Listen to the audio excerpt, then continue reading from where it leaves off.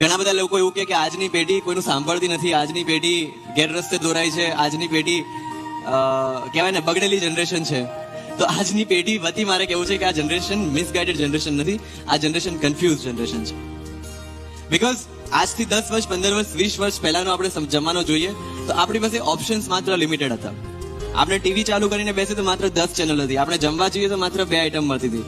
આપણને કમ્યુનિકેશન કરવું હોય તો માત્ર લેટર લખીને કમ્યુનિકેશન કરવાનો આપણી પાસે રસ્તો હતો.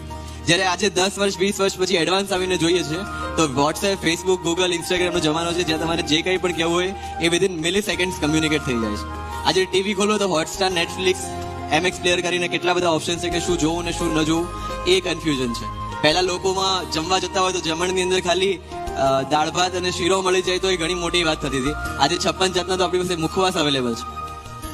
એટલે આજની જનરેશન જેને આપણે મિસગાઈડેડ જનરેશન કહીએ છીએ એના માટે માત્ર ને માત્ર જરૂર છે સારા ગાઈડન્સની.